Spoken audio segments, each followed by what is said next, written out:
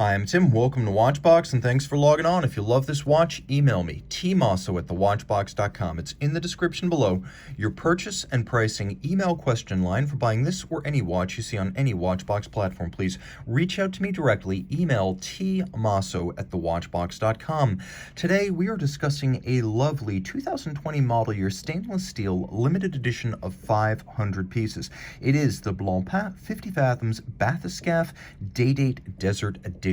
Very similar, I will admit, to the 2018 1970s. It features the same basic dial design, but with a different coloration, and you can see the difference really is that this is a lighter, almost sand dune color dial in comparison to the 2018 watch. It also has a black ceramic insert rather than the brown ceramic insert of the prior 1970s. They are, however, very similar externally and internally.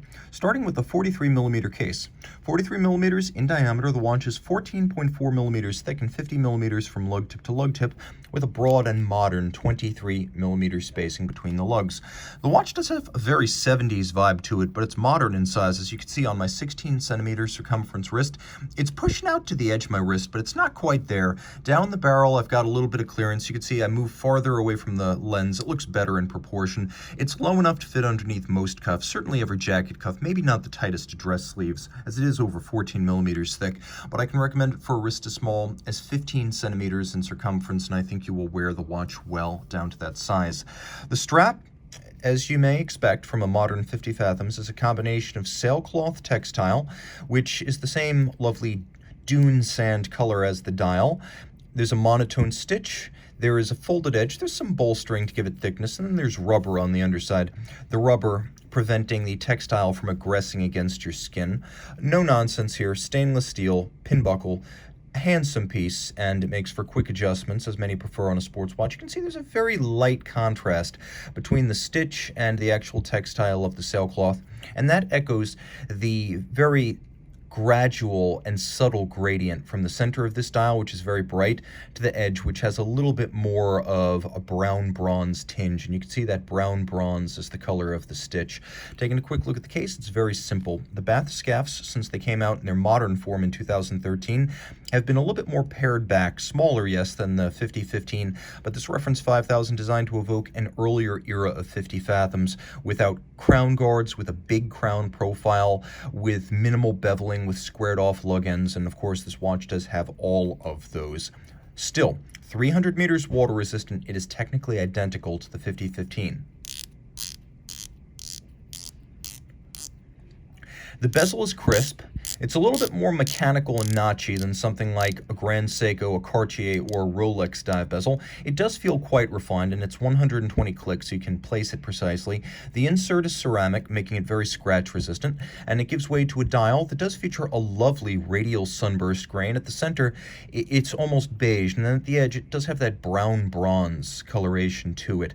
We have a lovely overlay, and you can see every 5 minutes we have inboard of those lovely rhodium-plated indices for the hours. So it's a lovely layered dial working from the outside, and you can see a combination of that beige at center, the brown bronze at the edge. There's a little bit of a green to the outer edges of the applied indices, a little hash of red inboard of each of the numerals, black on beige printing. We have black date discs, black day discs, and a white on black print right there, and then a hybrid baton syringe hand set up for the hours and minutes with a bob style counterweighted semi-lollipop seconds hand. Now the watch does include all of the same functionality as the 5015. You've got your hacking or stop seconds. You've also got, because this is a day-date, a quick set system, and what's fascinating is when you set the date, it actually sets the day as well, but when you turn counterclockwise, you can set the day independently of the date. Screw down crown, as I mentioned, 300 meters.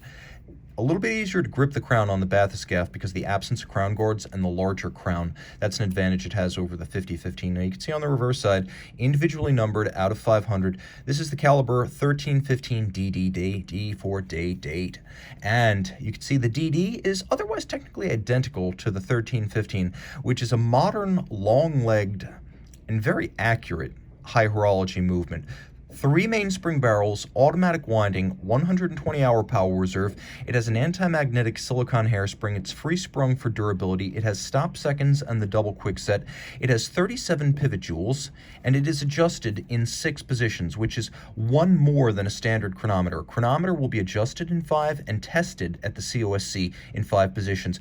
The best watches are tested in 6 positions, and that's what we have right here. So we have a watch that's shock resistant, water resistant, anti-magnetic, and beautifully finished. As you can see, the anglage on these bridges is beautifully rounded and a mile wide, almost like Laurent Ferrier. You can really appreciate it without a loop because it's so broad and impressive. We have a lovely spiral, deep-grained grooving across the bridges rather than the somewhat hackneyed Côte de Genève. All screw heads are black polished with chamfered slots and circumference. There's satination on the wheels and engine turning on the base plate. You can see there's diagonal solarization on the ratchet wheel. And then we have multiple finishes. We actually have 1, 2, 3 different finishes on the blackened winding mass for the watch. So an impressive setup, an array that's just as impressive, I might say, as the Audemars Piguet Royal Oak Offshore Diver, and this would be my clear choice over that. Reach out to Team Mosso at thewatchbox.com for purchase and pricing details.